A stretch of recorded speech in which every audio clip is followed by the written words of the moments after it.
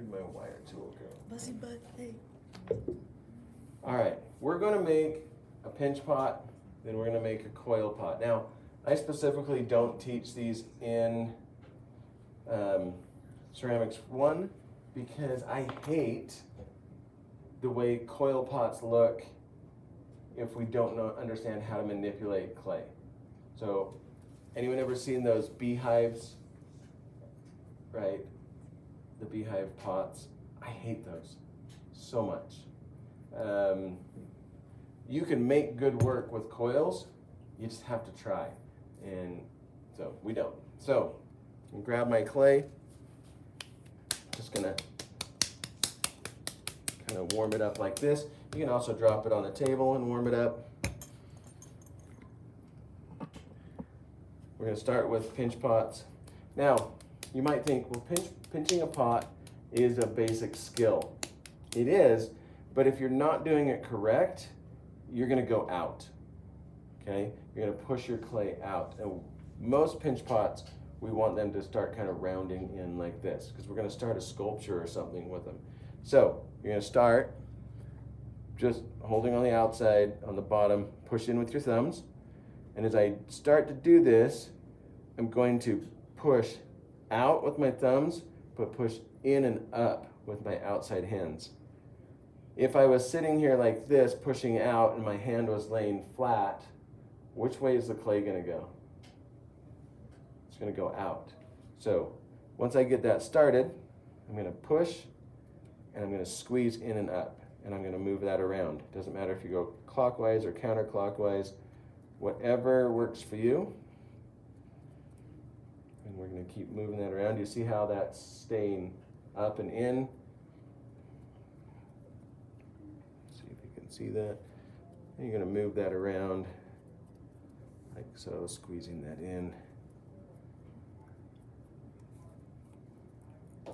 Okay, spend some time. You don't want this overly thick. You want everything to be thickness of your pinky. That's roughly what you want. Unless you have really thick pinkies or really skinny pinkies, but I'm sure all of your pinkies are just perfect.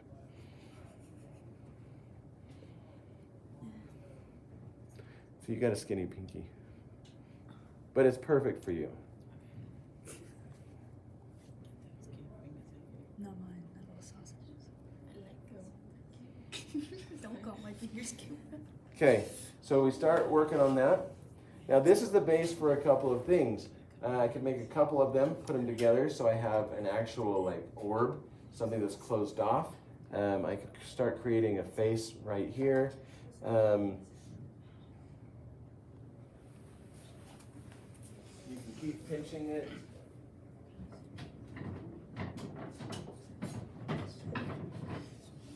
If you want, you can grab your stick and you can paddle it a little bit, and that'll help to compress it.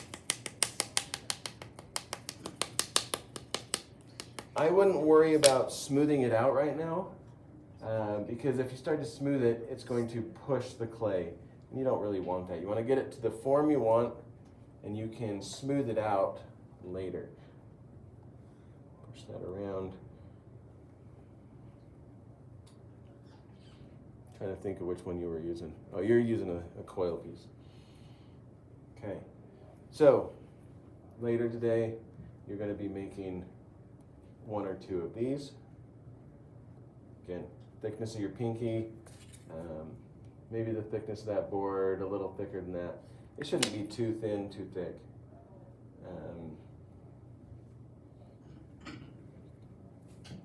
Just kidding. I saw you at Walmart. Yeah, I was gonna say hi, but I look really bad, so I didn't say anything. I don't even know your name. Did we take roll today? We did. Okay, pinch pots, pretty simple. And again, today you're going to explore. Next, we're going to throw out a coil. So I'm just going to get this to start warming up. I don't need to wedge it, you can. And then I'm just going to squeeze this out. Now I'm going to start to roll it. So when I start to roll it, people took all my stuff. You chucked me that spray bottle. Perfect. That was a great rotation. Okay, if my clay is a little bit dry and cracking, you can come in here and just spray a little bit of water. You don't want it to be really shiny, and you're gonna roll this into that water. Now, as I do this, I'm pushing with my fingertips. I'm gonna roll it. It's like I throw it through my hand to my wrist and then back. I'm not giving it a ton of pressure. If you put a lot of pressure on it, you're gonna make it flat. So I'm just kind of throwing it back and forth. And anytime I see kind of a thick spot, I'm gonna just hit that so that it rolls evenly. Okay, starting to flatten out a little bit, that's okay. All right, I'm gonna cut that, and I'm gonna do coils in 2 ways. Oh, we didn't go over our tools, but this is a serrated rib, has little tiny teeth on it. There's a bunch over there, there's a bunch of regular ribs. We're gonna use both of those right now. Also, a felting knife, we're gonna use that, and we might use a needle tool. Okay. Set that aside. I'm gonna roll this out.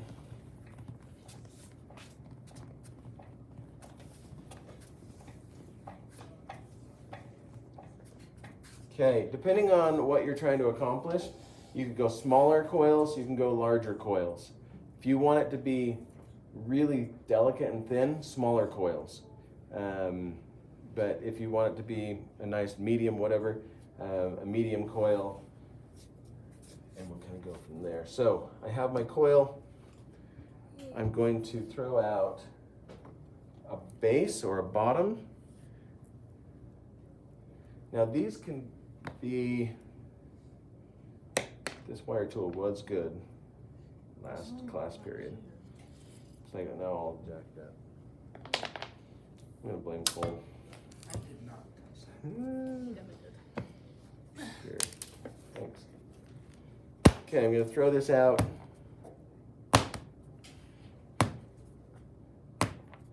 The only reason why I might want to wedge this is to get rid of some of this this cracking, but I'm not going to wedge it.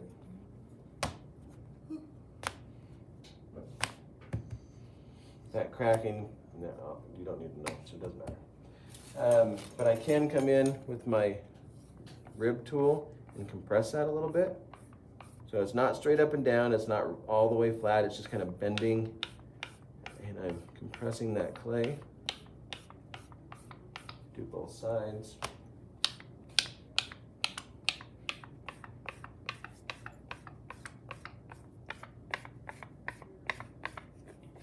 Okay, now we pick a shape and we cut it. It can be a circle, it can be a square, it can be whatever. An octagon. Let's just do kind of an egg shape. Ish. Okay, that aside. That's beautiful. I'm going to score this. And I'm going to add a little slip. I like my slip to be thicker. Some people like it thinner. Completely up to you. Well, that's not true because usually the slip around here is pretty thick. Okay, I'm going to score all along here and here, and then just spot score where I need to go later. Now, you can build this up in a lot of different ways, but I'm going to coil and overlap and coil and overlap. So it's just going to kind of run up like this. You could cut each individual coil if you want.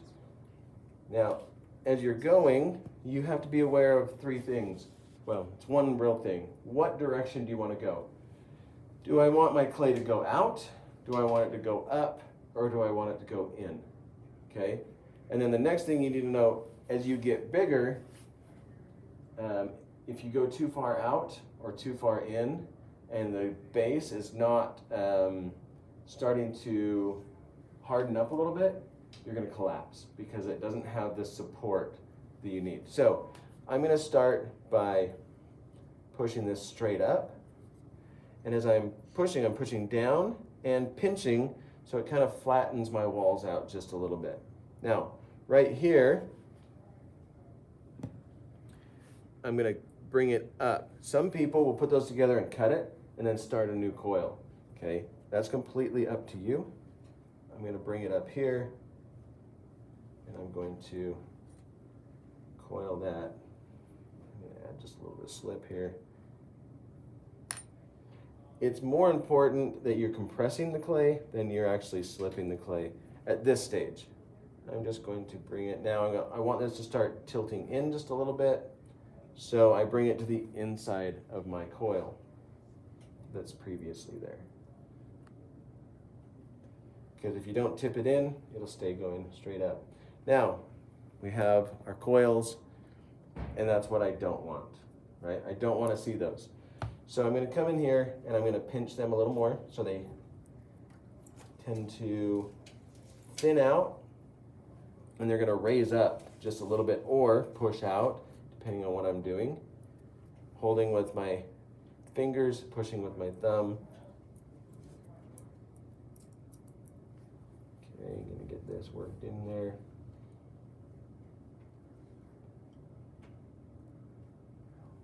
And from there, my serrated rib right in front of me. Okay, you get that pushed together. And now I'm just going to bring my serrated rib, and I'm really just going to manipulate that clay together. You could call this kind of like stitching it, if you remember what stitching is. I'm going to do this down here. Hold on the inside to support it.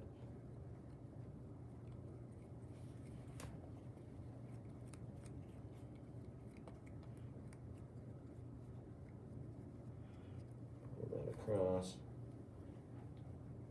Okay, I'm going to take my regular rib, and then I'm going to come and start to smooth that out. And like Cole's doing on my other piece, he's refining it because that's been sitting out for an hour, so it's starting to get leather hard, right? You can push on it and it'll manipulate better. Right now I want to get my basic shapes, and then I want to let it start to harden up so that I can refine it, I can clean it up, I can carve into it, but I can still add things if I want to. So you're going to think about what shapes you want. And that's why we're going to explore today, so that you can start to do this. These are not going to be finished projects. We're going to explore for a day or two. We're going to add some information on Tuesday to this. And then Thursday, we're going to do a wheel demo. And then Monday, we're going to split. So half of you will go on the wheel, half of you will start your hand-built sculpture project, and we'll tell you exactly what that is on Tuesday. And we'll kind of go from there. That's about as far as we need to work right now. So we push this. It's okay that there's some kind of sloppiness to it, at least for me. Again, I wouldn't spend the time smoothing it out right now. It's just not the time. When it's leather hard, you can, and that's fine. If you want, you can come in and paddle these. That also helps to compress and smooth out. Now, as you are making these, I want you to make 2 pinch pots, 2 coil pots, and then I'm going to show you a quick slab piece. But if you're doing it and you're like, okay, I like this, but I want it to do something, you can manipulate it so you can hit it. There's lots of things you can do. But you can do something called darting, and you can come in here and cut little chunks out, like so. Anyone in here sew clothes? No clothes sewers? Seamstresses or tailors? I don't know why it's called a seamstress and then a tailor. That's kind of weird. But, don't you think?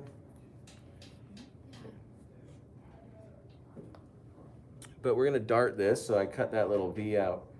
I'm going to push that together, and that pushes that in. Good example would be the one that Cole's holding. Hold that up. So the one side is a face, the other side has been darted in, and it kind of slopes out, right? If you wanted to expand, I'm almost certain it's called pleating. So you add, so if somebody, we'll pick on pregnant people. If somebody wasn't pregnant and they had a dress and they got pregnant but they wanted to wear the same dress, they could add material there or pleat it so that it stretches with them. So the same thing here. This is going in. Pleating, we could open it up and then add to it. So if you're doing this and you're like, I think I should, the answer is yeah, you probably should, because you're exploring this. These are not going to be saved in the long term. In the short term they are, so we can mess around with them.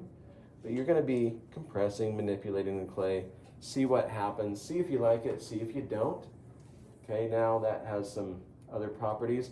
And then from there, if I wanted to, I can come and add some more coils. I can push coils out, I can push coils in, I can choose those things. Okay, another way of making coils, or of applying them. So you have your coil there. Roll this out just a little bit more, just to get that moisture in there. Okay, see how it's semi-round? You can come in right now and flatten that out. So it's pretty skinny to begin with. And if you wanted to, you could come in and cut the bottom. You don't have to. Score that bottom. I'm going to just line this up on my edge of the table. And I can come in here and score that pretty easily. Add just a little bit of slip. That's a lot of slip.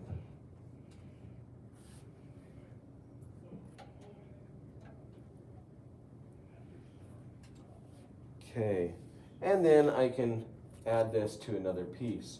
So this is my pinch pot. I'm going to score up top here. And actually, I'm going to push this out a little bit. So it's going to start here, and I'm going to have that go out just a little bit. And this one, you can overlap it up top, or you can do it like this, where you come in here, and I'm going to cut it, not straight up and down. That's called a butt edge, so it's butted up like this. But I'm going to cut it at that angle that I like to talk about. And so I'm going to come right here, and I'm going to cut, not this way, but the angle is going to go this way. And that outside piece disappears, inside piece disappears. Score it, add a little bit of slip. Squish that together. And then I'm going to manipulate this, and because I want it to come out like a little pot. Or a torso. So bottom, top.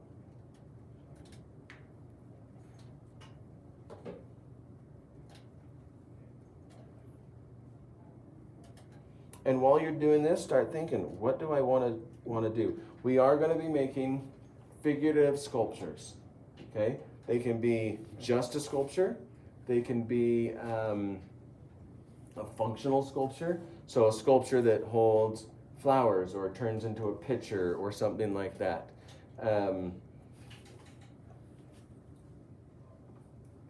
What else they can be? Oh, because I want you to explore, it's going to be a hand-built project, but once you explore your pinch pots, your coil pots, and some slab work, this is going to be square slab work. You can also do cylinder slab work, if you want to do that. I'm not going to show that today, but most of you know how to do a cylinder, right? So once you do our exploring today and Tuesday, when you get to your project, you're going to choose which one you want. So if you really kind of got into the coils, then you can do the coils. If you really got into making some slab work, you can do some slab work. If you really got into the pinch pots, or a combination of them, okay? So they will be hand built, they're not going to be will thrown at all. But you're going to choose what you do. So we're going to explore for 2 days, and then you're going to choose which direction. So, you know, as we go along, you could each be working differently, and that's going to be okay. But that's why we're exploring. So we go around like this, get that to the basic shape, let that harden up a little bit. I could add some more, so if I wanted to, I could bring it out more. If I want it to be a vase, I could bring it in more. If I want it to be more figurative. Another thing to be focusing on as you're thinking through your process here is how much detail. You can be really detailed and try to sculpt something that looks like a human or a face of some sort. I'm not even going to make it be human. It can be animal. Or it can be the idea of. So it can have a basic curves of a person. And those things are going to be up to you. We are going to talk about underglaze painting.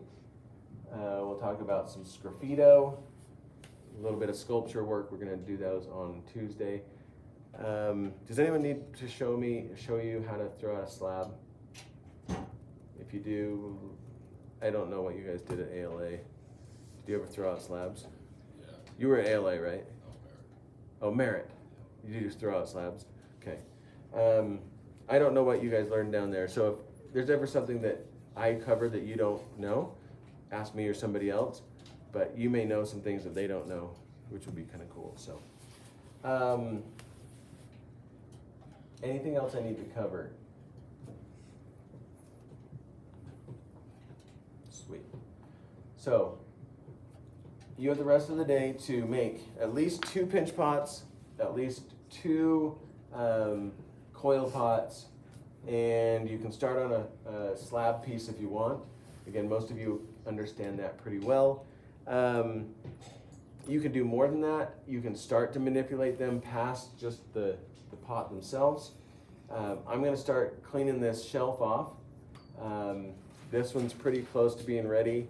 It's 2 people to a shelf, and try to keep the bottom shelf unoccupied so we can put extra stuff down there when projects get big or whatever. Okay, so I'll work on that. Do you have any questions? Your YouTube videos are due Monday night. Remember, there's a big penalty if you don't do them. So, a penalty. If you don't have the code, come find me in a little bit. I'll get that for you. I did send it out by email on Tuesday. Okay, there's clay back there. There's clay underneath or over by the windowsill. Ready? Right.